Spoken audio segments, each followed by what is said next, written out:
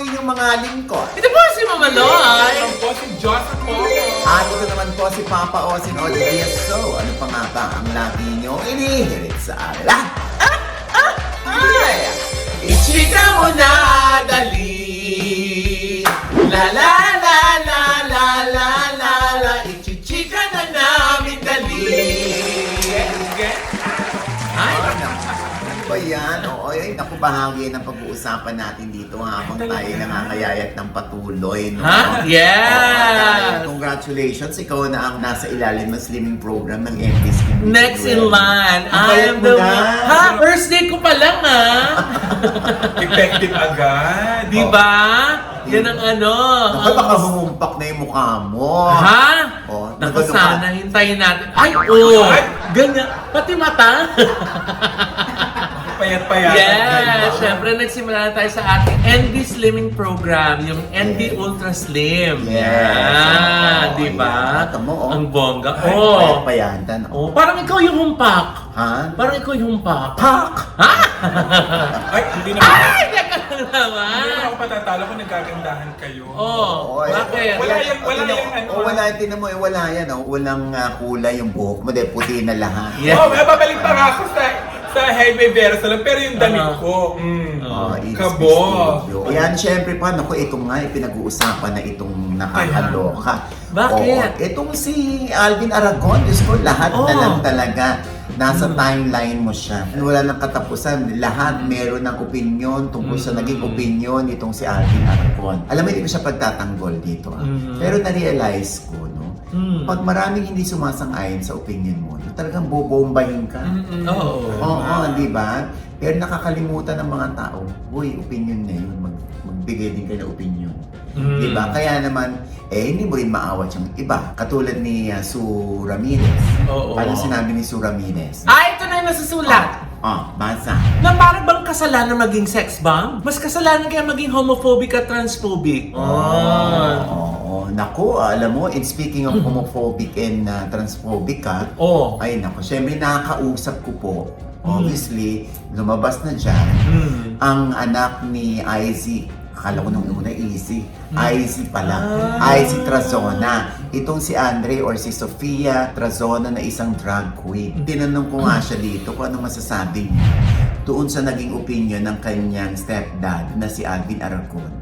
Na pinili niya kasing maging bakla. Si Sofia daw. Eto. Ako, I believe talaga na I am only answerable to God alone. Siya lang ang pwede man-judge sa akin. And if yung mga ibang tao i-judge ako, I wouldn't take it personally. Kasi siya lang ang pwede man-judge sa akin. And the word of God doesn't condemn people. Kasi mahal nga tayo ng Diyos, bakit niya tayo i-condemn? Talagang tatanggapin niya tayo. Tinanggap niya nga tayo ng makasalanan. Na what more pa na na naniniwala tayo sa Kanya. And I have a personal relationship with God. So, bakit parang medyo condescending na yung yung naging interview? Oo. Ayun, medyo nakaka-degrade po ng pagkatao na. Oo. Grabe naman yung tingin sa amin. Parang, hindi naman kami nagnakaw. Hindi naman kami pumatay ng tao. Ayun. Nagtatrabaho naman kami na maayos. Alam mo kami tinatapakang ibang tao. Masaya naman kami sa ginagawa namin. And meron kami personal na relasyon sa Diyos. At walang ibang pwedeng kumestion. Ayan. Ayun. Diba? Alam mo, sa totoo lang, sa atin, parang may purpose sa buhay. Kung bakit ka ginawang ganito, kung bakit ka naging ganito, kung bakit happy ka sa ganito. Kasi may realization din yan. Di ba lahat naman ng happiness natin may ending? Yes. So, ba't hindi niya hintayin? Bakit niya ginajudge? Nakakaloka dito, di ba? Yung sinaktan pa lang. Nasaktan pala ni Alvin yung kanyang step-daughter na si Sofia. Talaga? According to Bible, kaya yung Tito Oji, kaya niya nasaktan. Alam mo, minsan, katulad niya, nagalit si Alvin nung ginawa niya yun kay Sofia. Sinaktan niya yung hindi niya kadugo, pero anak ng pinakasalan niya. Iisipin mo ba yung Bible kapag galit na galit ka?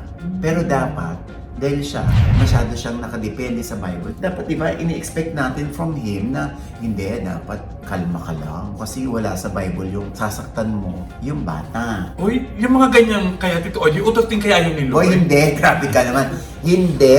Kaya nga, di ba, parang kung pipiliin mo lang, Yung magiging desisyon mo, yung sasabihin mo, o yung gagawin mo, na ito ay nasa Biblia. Tapos yung ginagawa mong hindi mabuti, o masama, o yung pananakit ng kapwa, hindi mo iisipin na nasa Biblia. Sandali muna. Parang unfair, di ba? Parang Selective. selective ka noon. Buti na lang si Sofia ay wala na sa pangangalaga ng kanyang nanay at nagsusolo na ito. At sabi nga ni Sofia sa ating OGDS Inspires, sobra siyang mahal at guided ng kanyang tatay mismo, as in yung biological dad niya.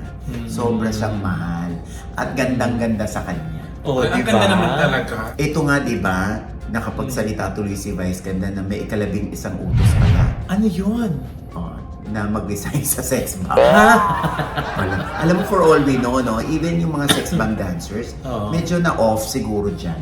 Mm. O, anong ginawa nila? Puro sila parinig na nagkaroon sila ng parang meeting together with the husbands. Di ba? Oo. Ayan, at tuwan-tuwa sila, lalo na itong si Sunshine Garcia Castro, Yes. asawa ni Vice Gov Alex Castro, Yes. na sinabi nga niya, hinahayaan siyang mag-grow. Oo. Ni At ano pa yun Alex. na statement niya yun, 2022 pa. Oo. Hindi lang sa kainitan itong issue na to.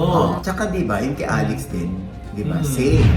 Yes, Diba? oo. Nahayaan nilang mag-grow ang isa't isa. Mm-mm. Ganun naman talaga. Kasi nga, binanggit pa nitong si Alvin na, ano yun, porque Vice Governor, hindi papayagan niya yun. Dapat nga hindi niya payagan si Sunshine, parang ganon. Ay. Na magagaganon sa stage. Alam mo, ang magbibigay ng mali siya sa bawat sayaw at sa kung ano man yung kasuotan nila, Yes. kung gaano ka-sexy. Ang magbibigay ng mali siya dyan, yung mga manyak talaga. Ay, oo. Oo, di ba? Mm. Oo, kung wala namang mali siya yun na, pinalaki kami ng sex bomb, yay! Parang sort of reminiscing, di ba? Parang, oh my God, lahat kami dito, pinalaki ng sex bomb. Ganun lang naman yun. Yes. Bakit bibigyan ng mali siya, hindi ba? Oo, pati nga si Jopay. Oh. Di ba? Ganun din. Parang sinasabi ng mga tao, parang shading daw. Oo, nagtuthrow shades. Ay, kasi nga, Si Jopay tsaka si Rochelle. yung mga ano nga daw, yung isipin mo yung mga walang mali siyang mga tagahanga nila, Oo. di ba, Nay? Na lumaki sa sex bomb, di ba? Correct. Oo. Naku, kaya hindi ko alam kung paano makakaahon sa mga bashing itong si Alvin Aragon. Baka naman nag-i-enjoy siya, Tito Ogie. Lalo na ngayon na nababash siya, tapos nakahalo yung mga dati niyang video. Oo nga, like, yung parang feeling niya, hindi niya anak yung pinagbubuntis ni Nino? ni Icy. Talaga? Sinabi niya na 2022 na feeling daw niya hindi kanya yon kasi lagi kang wala sa bahay, nagpo-promote ka sa Netflix, bla bla bla. Kaya feeling ko hindi akin. Nung lumabas na yung bata, kamukhang kamukha ni Alvin. Ayun. Kaya napanatag na loob niya na kanya pala. Alam mo yung ganon, ibig sabihin, pinagdududahan ng misis mo, wala kang tiwala. So, kapraningan yun. Nasa Bible din kaya yun, Tito Ogie. Alay, yung kapraningan. Medyo na nga siya eh. Kaya nga, Tito Ogie, yung ang dami ding Christian na parang hindi naman sinasalungat siya. Parang inuunawa na lang si Alvin. Yun nga lang daw po, medyo mali siguro yung tone ng pagbabasa or pag-share. Na parang daw, may punto naman daw si Alvin. Ang problema ay the way he delivers. Yes. The way he talks about it. Parang galit, parang siguradong-sigurado siya. Parang hindi man lang niya inalala yung kung ano yung mararamdaman ng ibang tao. Hindi man lang daw naging extra sensitive. Yan ang parang ipinaparating ni Rica Parelejo, ni Icy Mendoza sa kanilang mga posts. Oo, Yes. diba? Kasi nga, pwede naman tayong Mag-agree to disagree. At saka, di ba, yung sa pagpe-preach natin ng magandang balita, minsan na, di ba, kailangan tayong maging conscious na baka mamaya minsan nagiging self-righteous na tayo. Diba? Self-righteous na nga raw si Alvin. Oo. Para daw wala siyang pinagdaanan nung araw. Parang sinabi yata niya sa isang interview, yun nga, nalulong siya sa bisyo at hardcore pa raw. Sabi niya, nung nakakaloka nito, ang dami na ng ibang pangalan. Paulo Pontis, na hindi raw naging good husband. Si Alger Abrenica, ganyan. Bakit daw siya naging good husband? Binabash pa rin siya. Correct. Diyos ko, syempre, yung paraan mo kasi ng pagsasalita, parang ikaw na yung pinakamalinis Parang wala kang bahid dungis. Porque tinanggap mo na si Jesus sa puso mo. Kala mo lahat ng tao sa harap mo makasalanan na. Lahat tayo makasalanan. True. Lahat naman tayo kinikilala si Jesus. Jesus talaga. Sinasabi niya Jesus eh. Ayun ba? Oo, sabi niya Jesus. At saka di ba yun nga, God is love. Dapat tayo rin, yun yung, di ba? Love one another as I have loved you. Yung mga utos ni Lord, di ba? Kung si Lord nga, minahal yung mga lepers, di ba? Yung mga meketong, yung mga makasalanan nung panahon niya, niyakap niya, pinagaling niya, di ba? Kahit pati mga tax collectors, di ba? Pinapagaling niya. So parang, bakit hindi natin masundan kung gusto nating sumunod sa Kaya ways nga, ni Lord? kailan daw ba iba-beatify si Saint Alvin? Albi. Ano ba? Oo, nababasa ko yun. Diyos ko. Oo, si Senyora. Pinusa ni Senyora si Albi. Nakakaloka. Anyway, naku, wala nang katapusan ito, no? Talagang Yes. lahat ng ating feed, lahat ng SOCMED, talagang yan ang laman. Si Alvin Aragon. May wish ba kayo sa kanya? May message ba kayo sa kanya? Tito Oy? Sila ang dapat na may message. Kung meron kay message para sa kanila, ayan, comment below kayo, ha? Oo. Teka muna last na Tito Oy, dapat ba siya nagpapa-interview? Kasi bawat sinasabi niya parang conflict sa mga netizens Wala eh. Kung gusto niya ng engagement, hindi ba? May nagtanong nga sa akin Anong tanong? ano raw ba ang regular na trabaho ni Alvin? O ano ba? Hindi ko alam kung raketero lang siya per project basis. Dapat daw may trabaho siya kasi ang kumikilos lamang daw si IC. Totoo ba yun? O anyway, ito na nga. Mama Loy, medyo naiwagaan din ako dito. Doon sa anak ng namayapang si Rod Navarro. Nangyari? Si Rod Navarro Jr. Grabe yung hanas niya. Nasa set down ng Batang Quiapo ay minura siya at minaltrato siya. Tapos hindi naman daw pang artista yung bayad, yung ganon. Tapos parang gusto niyang i-discredit yung mga director daw, minumura siya. Tapos meron pang banta na pag nagkamali ka rito, tanggal ka. Yung ganda na yan sa kanyang post. Tapos, sunod-sunod din Tito Oy. oo. Ayan, binabash tuloy si Coco. Siyempre, naniniwala yung iba doon sa narrative nitong si Rod Navarro Jr. Dahil siya ang nagkukwento di ba? Lagi natin tatandaan na kung sino yung magkwento, siya yung bida. Kwento mo yan Kwento mo yan Ikaw ang bida ng kwento mo. Pero Nay, nabasa ko yung mahaba mong post, ha? Oo. Na nag-message pala siya sa'yo. dati. Sorry kasi na-curious ako sa kanya Biglang pag ano ko ng message, nag-message pala ito. Ayan tingnan mo to August 12, 2024. Mama Och, good day po. Hindi ko nasagot kasi nakaano siya Hindi ko pa siya nababasa. November 22, 2024. Sandali lang gagamitin ko lang tong aking Edelvision. Ay, ang taray. Eto na, Mama Ochi, salamat po sa napakagandang interview niyo po kay Direk. So, in-interview ko si Coco dito. Alam niyo po, di ko napigil mapaluha. Baliktad po ang kwento. Siya po yung napakamatyaga sa akin at napakabait po. Kaya todong pasasalamat po ako sa kanya, sa kabutihang masasabi ko pong nasave niya ako sa malalang pagsumpong muli ng aking pagkatakot na sakit na depression. Taos puso ako nagpapasalamat kay Direk Coco at sa kabaitan niya. More power po at salamat po muli sa inyo. December 25, 2024. Mama Oji, sana po kapag pwede ako ay ma-interview nyo para makapagpasalamat po ako kay Direk Coco kasi patay na po ang karakter ko ngayon sa Batang Quiapo at para malaman din ang life story ko at mga pinagdadaan. Salamat po. Hindi ko siya nasagot hanggang October 9, 2025. May deleted message pa siya, hindi ko alam kung ano ito. So hindi ko siya na-accept kasi. Ay, may correct lang po ako Tito Oji. Kasi kaya hindi nababasa ni Tito Oji, nasa message request. Message request. So hindi talaga so, di ba nababasa. sila friends? Humihilit siya na ma-interview ko siya. Para makapagpasalamat siya kay Direk Coco. Sa kabaitan. Ba't ganun ngayon yung post niya, Nay? Kaya nga, hindi ko alam bakit yung akin lang, contradicting yung sinabi niya na yon kay Coco sa post niya nitong recently. Sa post niya sa akin, akala ko ba nagpapasalamat sa kay Coco? Bakit siya minaltrato sa set? Ang kwento pala dyan, sinabi pala ni Coco, kapag wala kang taping, pwede kang mag-martial. Para tuloy-tuloy ang kanyang trabaho. Ibig sabihin, hindi pa rin pinuputol ni Coco ang pagsuporta sa kanya, ang pagtulong sa kanya. At saka Naya, hindi lang siya. Pati yung ibang mga ibang mga pwedeng mag-marshal, yung mga nagingin ng trabaho kay Direk Coco, di ba? Pag wala pa siyang mabigay mo na role, o kaya kung may role ka pero wala kang taping, binibigyan ka ni Direk Coco ng ibang opportunity to earn, di ba? Ito na nga, sa katunayan pala, inalok ni Coco itong si Rod Navarro Jr. na maglatag ka sa akin, anong gusto mong negosyo? Pag-usapan niyo ng pamilya mo, anong gusto mong negosyo?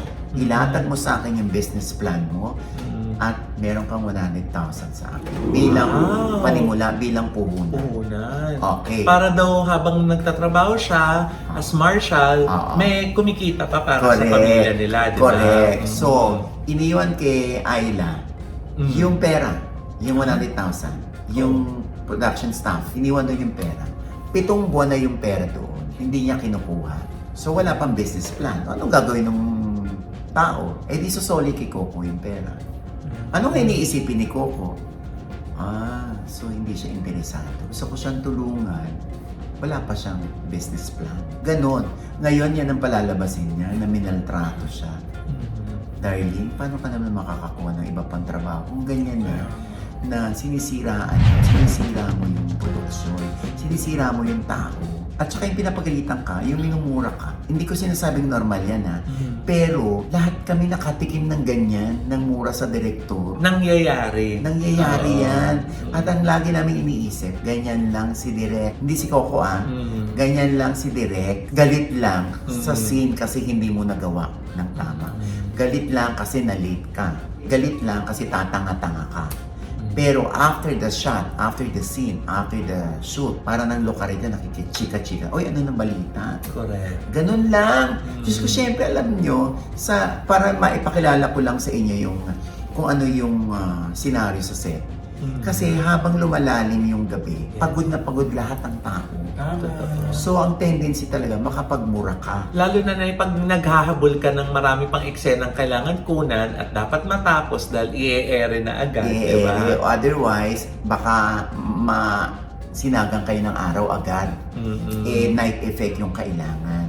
So dapat ganun. Kaya nga, si Mama Lo, si Josa, at si Brenda at si Jess, nakasama yan ni Coco sa Batang Quiapo. Ano experience mo? Ay, Nay! Syempre hindi lang kay Direk Coco, pati kay Direk Balu Santos, at saka kay Direk Divic, at saka kay Direk Richard Somes. Na-experience namin yan ni Josa.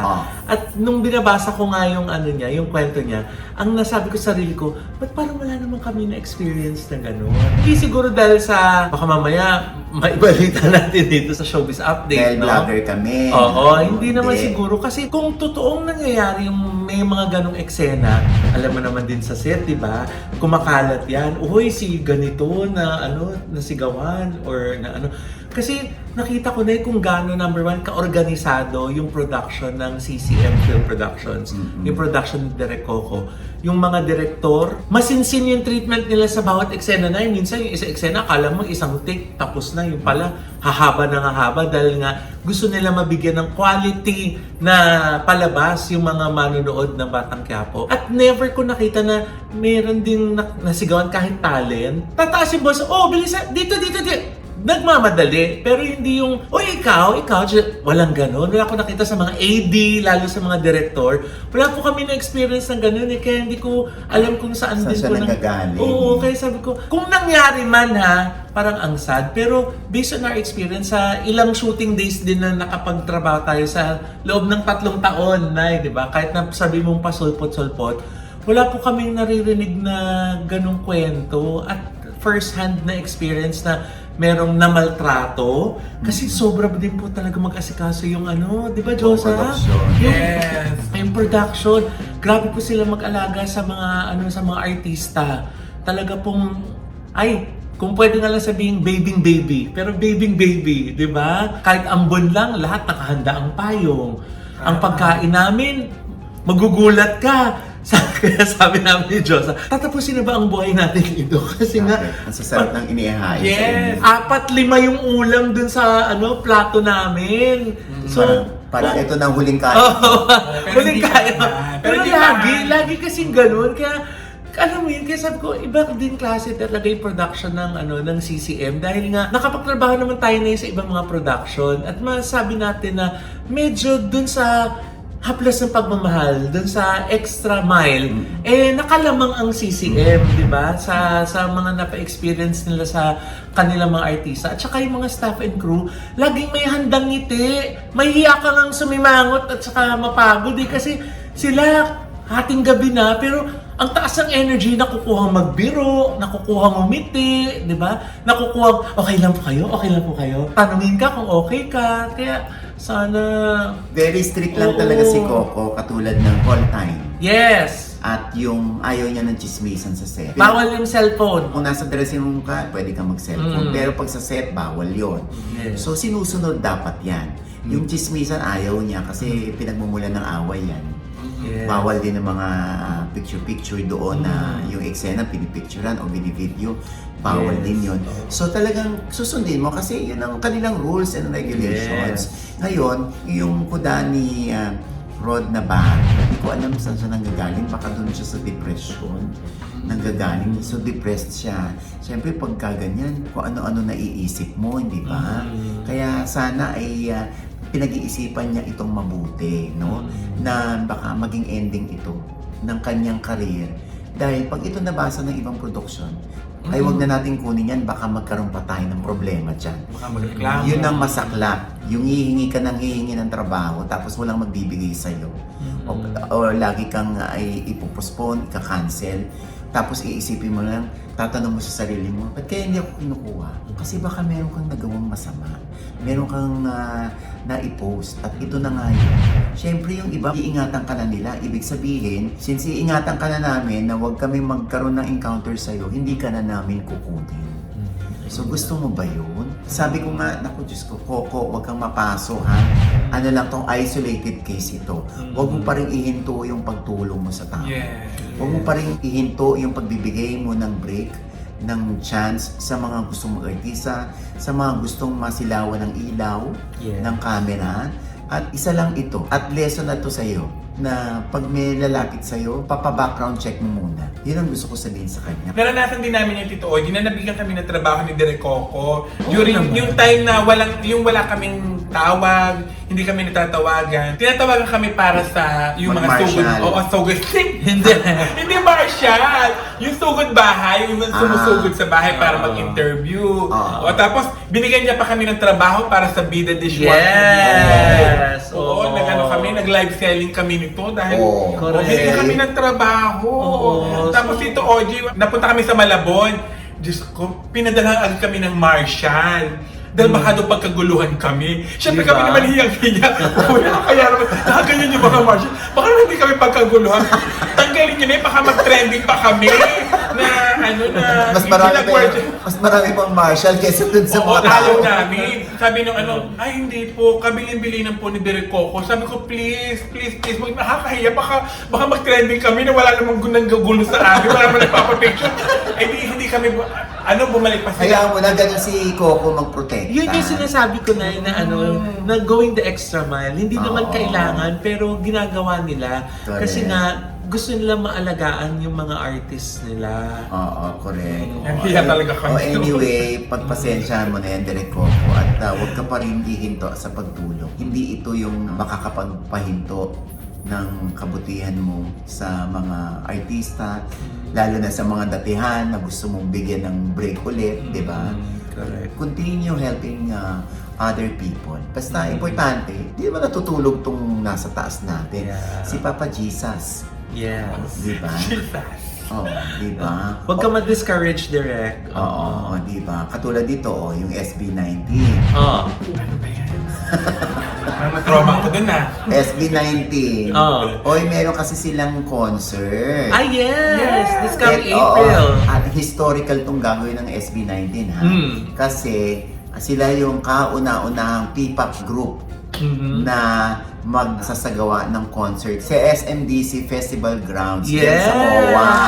So, wala sila dito. Oo, ayan, ang Feb 28 na ang kanilang ticket selling. Starting. Umpisa. Oo. At April 18 ito magaganap. Naku, paano kaya yun, Nay? For sure, paglabas ng tickets niyan, sold out agad yan. Magkakaroon kaya ulit ng ibang rounds? Ay, oo. Yan ang abangan natin. Oo. Ang importante ay manonood si Josa dyan para Yes. makapagpa-picture Oo. kay Estelle. Estelle, Hindi ha, lang kay pagbigyan Estelle, mo- lahat sa kanila. Lahat sa kanila. O yung iba kasi, syempre, binabash tayo na babasa po namin ito. At hindi po kami napipikon or nagagalit. Yes. Kasi yun yung damdamin ninyo, no? Kahit ako, kaya ko sabihin na ilan na yung pictures namin ni Estelle. Oh, at Diba? saka ni Pablo, Kaya- at Oo. saka ni Justin. Buong grupo, Oo. yan, di ba? Siyempre, isipin ng iba, kasi siyempre OGDS ka, kaya pinagbigyan ka nila. Ha? Di ba? Isipin nila ganon. Hindi, may picture din po kami ni Estelle dati sa LA Yes. at dito sa Philippine Arena. Oh, meron din kami picture dyan. Yes. Nung nanonood tayo ng concert nila. Meron lang po kasing iba na parang nagrereklamo na tumalilis agad, ganyan-ganyan. Di ba? Ito naman kasi si Josa, syempre wala rin namang mali siya siyang Nagkwento. Nagkwento lang ng Oo. Diyos ko. Kaya huwag niyo naman i-bash si Josa. Oo. Kami rin naman binabash niya, pero wala namang problema yun. Ang importante, alam naman natin, kasi yung iba sinasabi kasi Bini fan ka, Bini supporter ka.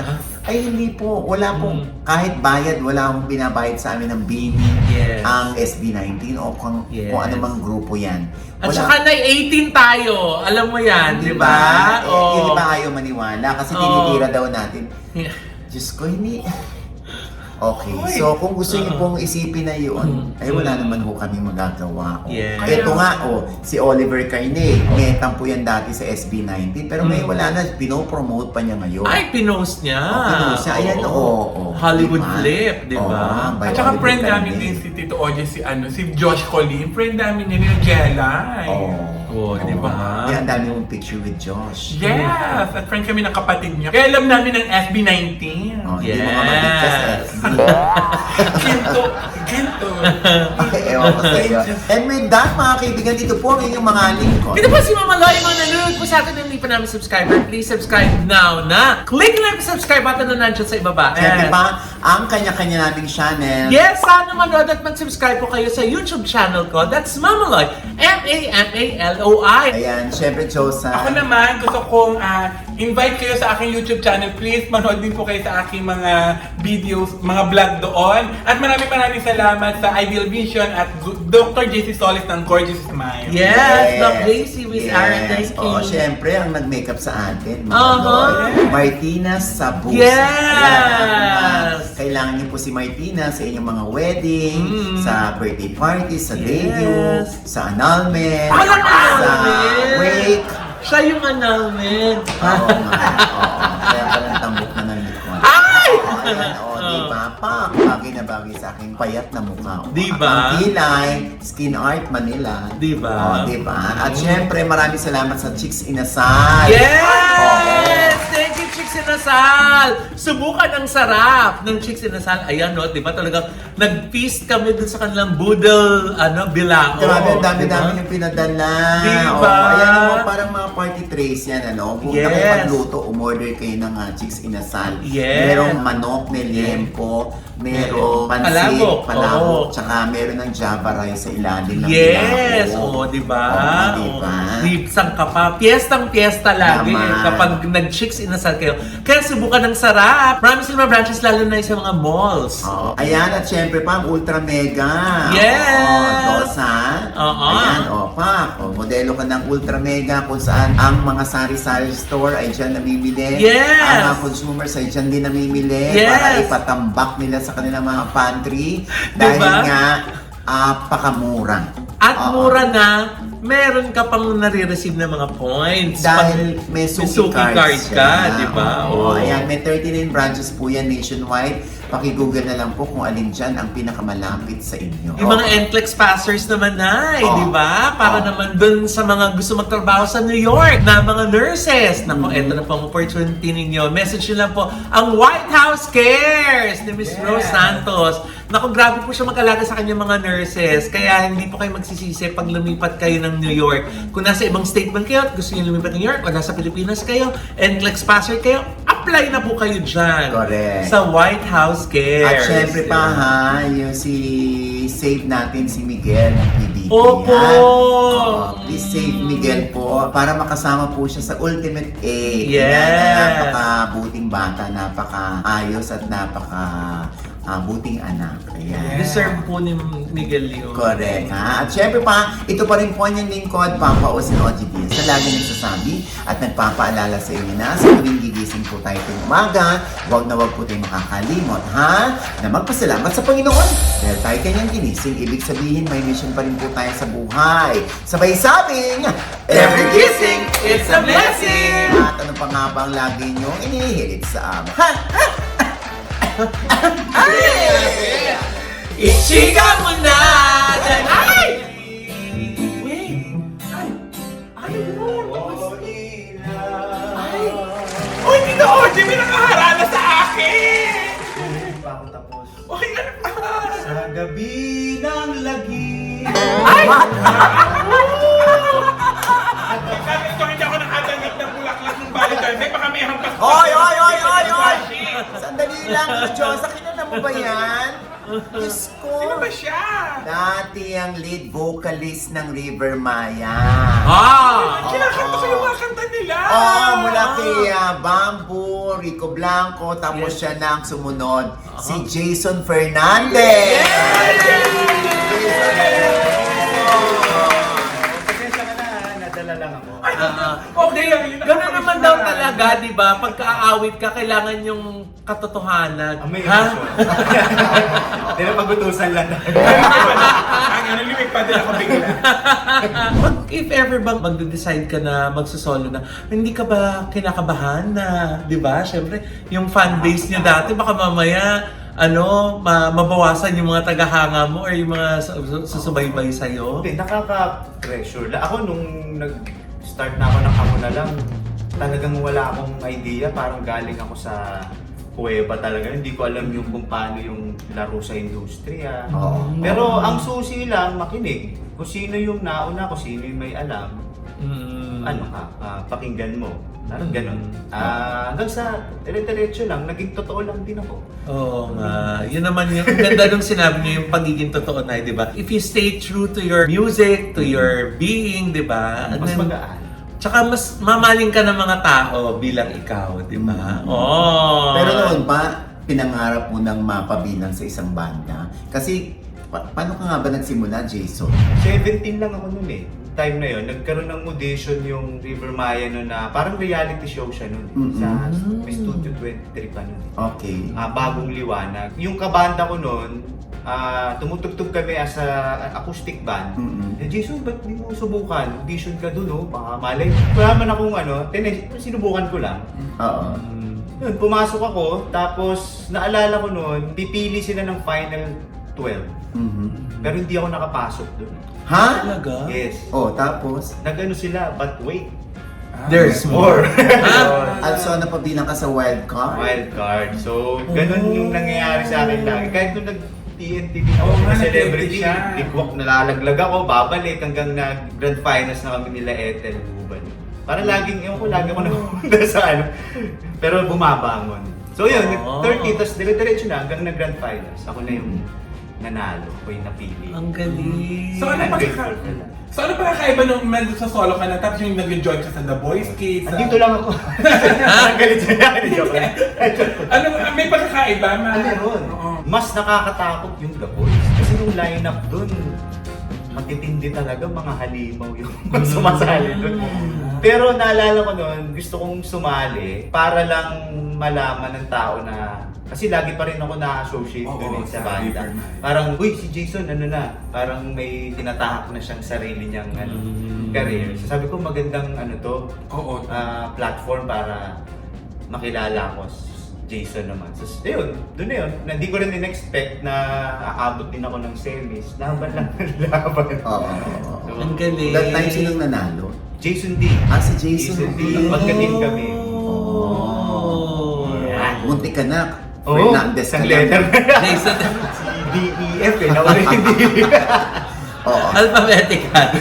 Okay. Anong magandang experience o memories mo with the band ng Riverman? Ang dami. Unang-una, pinaka-memorable, yung unang tugtog ko sa kanila sa stage, yung in-announce ako. Kinanta namin yung awit ng kabataan. Sobrang magical nun. Kasi yung awit ng kabataan, ang galing nito, true story to. Pag bumabiyahe ako sa bus nun, meron akong may MP3 pa yun dati. Sisira yung isang earphone, gumagana isa lang. Okay. Pinapakinggan ko yung awit ng kabataan, ini-imagine ko kasama ako sa kanila. Oh, Totoo, manifesting. Oh, Manifesting. Totoo yun. Tapos biglang nag-flashback yung sa akin na parang wow, totoo na to talaga. So, yun pinaka-magical kasi yun. Gusto ko marinig yung awit ng kabataan. Talaga? Baka nung pwede kantahin ni Jason. O syempre, alam mo ikaw ang pakakantahin ko, hindi pa. Pwede rin naman. Gusto mo ba? Si Jason na. Chorus, no? Ang awit ng kabataan, ang awit ng panahon, hanggang sa kinabukasan, awitin natin ngayon.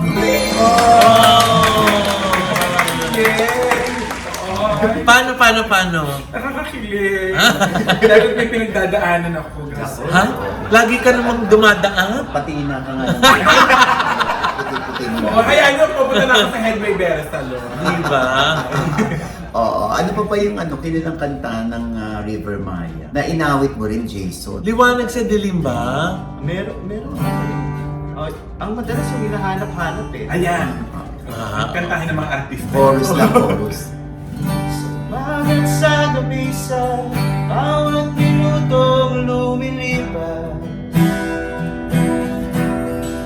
hinahanap-hanap kita,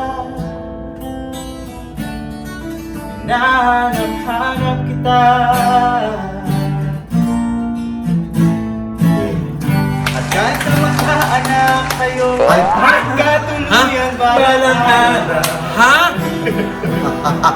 Hinahanap-hanap kita. Oh yeah. Wala namang ganun yun eh. Meron ganun. Grabe, mga ganyan lang pala kay Daniel Padilla sa pagkanta ng hinahanap-hanap kita. Diba? Oo, so ngayon, meron kang bagong single bilang ikaw Yes. ay solo performer na. Wala naman akong planong talikuran talaga yung music. Pero itong nangyari, hindi ko siya inaasahan. Kasi itong makanakarang 6 na buwan, wala na ako sa Pinas. Umalis na ako. Nag-decide ako na magpahinga muna.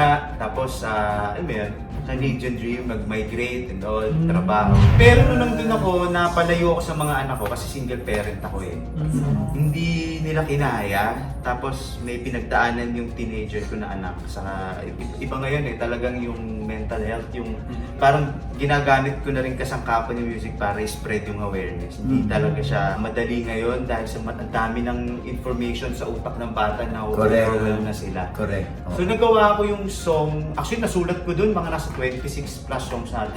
Wow! Hindi na sobrang emotional ko, Yeah. type ako ng type, gitara, tapos nakagawa ko ng isang EP, tapos yung pinapromote namin ngayon, yung Anghel, kanta ko yun dun sa anak ko. Pero okay naman siya ngayon, masaya kami na nalagpasan namin yun. Pero yung stage na yun, ito, yung nagawa ko yung Anghel, na parang may mga tao na minsan hindi naman kailangan solusyonan agad-agad ang problema. Kailangan makinig muna tayo sa kanila. Ayan, ako. Uy, gusto ko pakinggan yan. Ay, ako din. Ako narinig ko na, Ako nakakalungkot din. ito, Oji. Oo. Di, ikaw na, Johnson. Ikaw na naman Si ang Johnson bida. na. Bigay mo yung gitara dyan. Or ipukpok mo sa ulo. Gusto namin mapakinggan yan. Oo. Sige. Ayan ha. Uy, habaan mo yan ha. Ha? Sige. Yung mga isang oras na intro. Go. Ayun.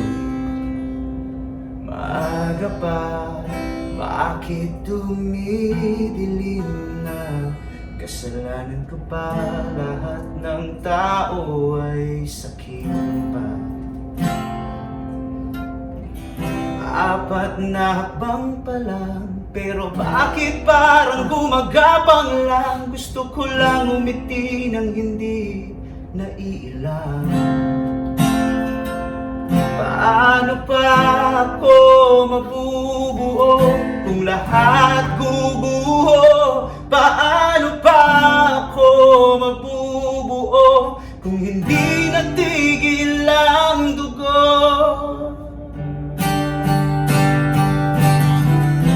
Iyakap ng anghel ang kailangan ko, yung maiinit sa malamig na yugto. Marinig lang ang tinig ko sa mga bingi na tao sa paligid ko. Hanggang kailan ba pagtitis ko sa mundong hindi alam ang dulo?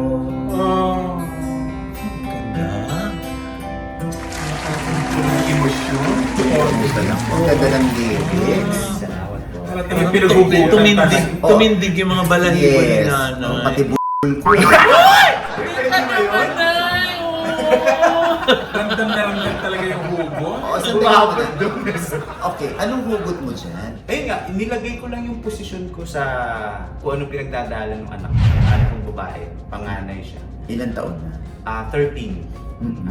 Magpo-14 na siya. So when you say may pinagdadaanan, meron siyang mental health issue. Opo, nung time na umalis ako. Kasi ako lang yung, although kasama niya yung mother ko, pero ako kasi talagang sandalan niya. Tapos hindi sila ready dun sa desisyon na ginawa ko. Tapos syempre, ako sa akin lang umikot yung mundo nila. Ako yung kasama nila. Kanya single parent ako. Minsan kasi yung mga bata, hindi nila kailangan yung ibang bagay minsan. Yung oras mo talaga. Ayun na, nung nabalitaan ko yun, na-update ako ng nanay ko, na nasa doktor nga siya, nag-therapy, and all. Ang sakit kasi wala akong magawa. Kasi nandun ang layo. So magkaiba pa ng time zone. So nung sinulat ko yan, ang ano lang, dire-diretso. Tapos, hindi ko na mapigilan, talagang emotional ako. Kasi nangyari yun, pangalawang buwan, magtatatlong buwan eh. Kasi yung unang buwan, na-homesick na ako eh. Kasi pinakamatagal kong mga out of the country tour ko, di ba? Ano lang, mga isang buwan max na yun. Dito. Ang tagal kasi talaga, first time ko yun. Pumunta ka sa Canada. Sa Canada Canada. siya. Ikaw lang Naiwan yung mag-isa. anak niya. Iniwan mo yung anak mo Iniwan yan dito. ako. Doon siya nag-start. So ayaw mo nang mawawala ng matagal. Hindi hirap. Hindi talaga kawawa talaga sis. Isa yan sa rules mo. Pag Ayun. mag-show ako abroad, Oo. hanggang 2 linggo lang ako. Hindi ko kaya.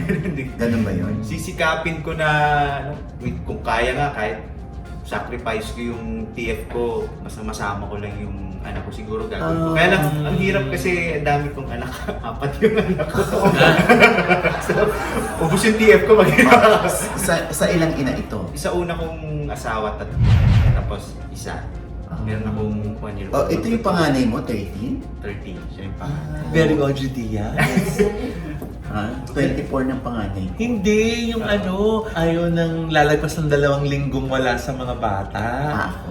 Oo, ganun din Hirap, po may effect talaga. Ganun din po si nanay. Pero congrats! Ang ganda ng melody ng kanta. Parang pag narinig mo agad, parang ma-memorize mo agad. Huwag mo Very siyang catchy. sisigawan. Ang lapit Isang basa na nga ako rin. Ano ba tawag yung very catchy ba? Yung tawag pag narinig mo yung kanta. Pero itong tatanong ko sa'yo, no? Kasi uso na ngayon yung mga reunion. Katulad ng sex bomb na reunion. Oo. Oh, at successful. Di ba? Nakaanim Magra-round na. 6 na. Magra-round 6 pa lang.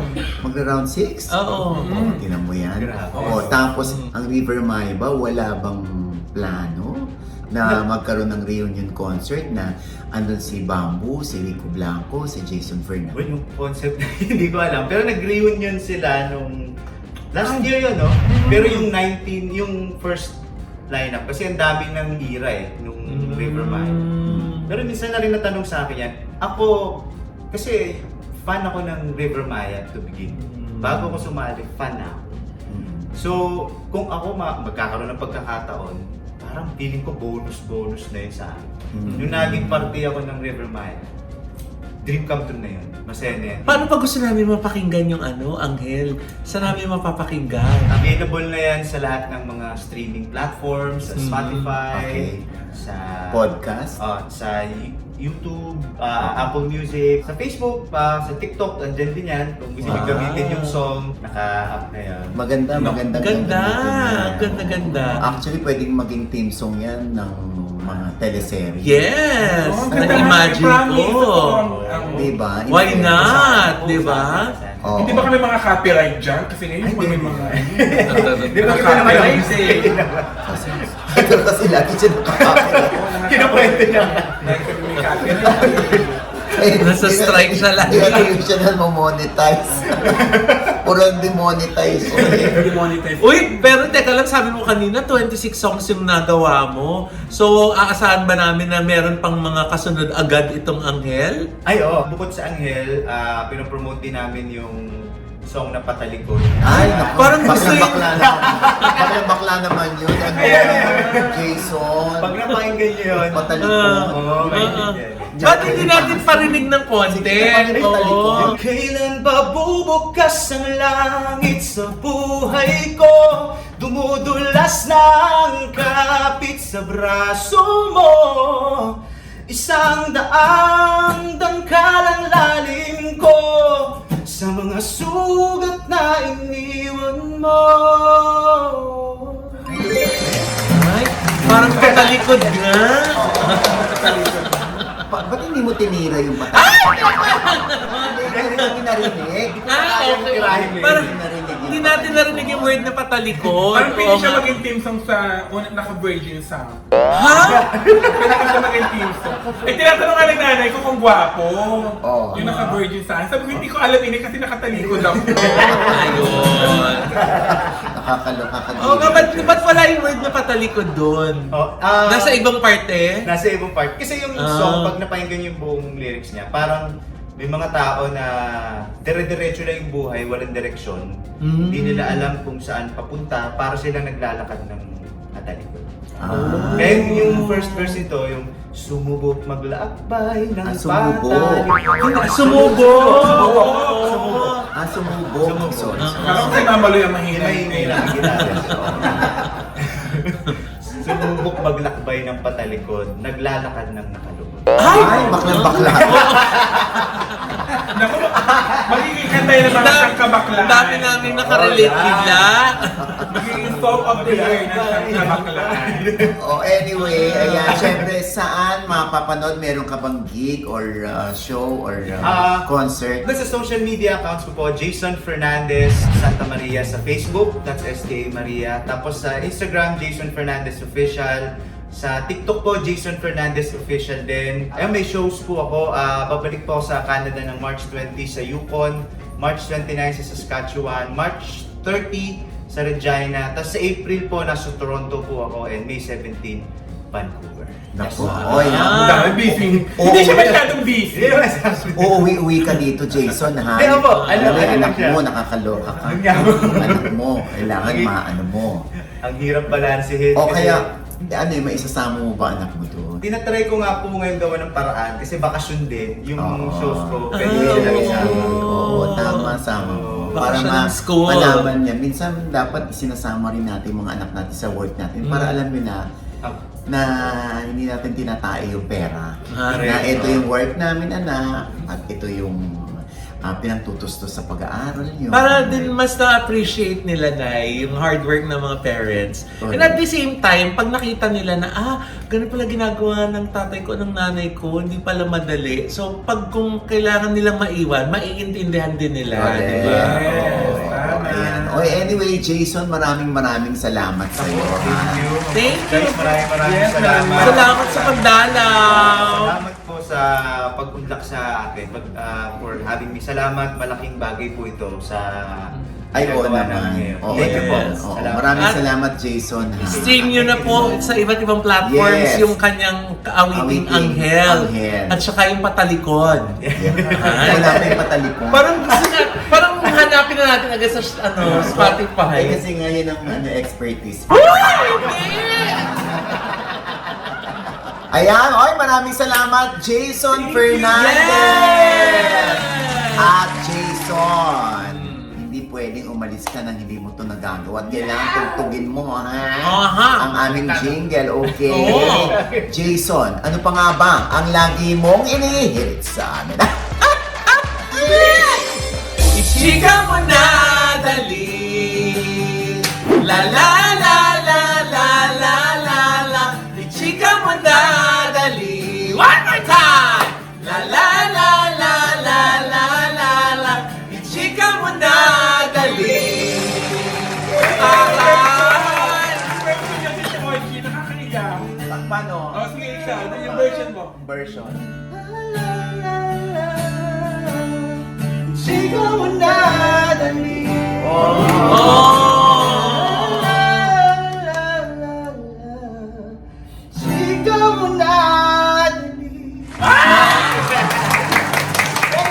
Ba't kaya naiyak si Diyos? Wala namang sinabing puto bumbong. Ay! Hindi naman nakakaya kasi yung ano niya. Mas mataas yan ang tono ni, talagang si Loy, talagang Ay, oo. sumiksi. Ha? Lala. Uy, ang taas na nun na. Hindi, may mas mataas dyan, oh. Hindi naman yung tono. Mataas, diba? Walang effort. High graduate. At saka nakapasok talaga. Sabi ko sa'yo, tamang-tama yung song mong patalikod.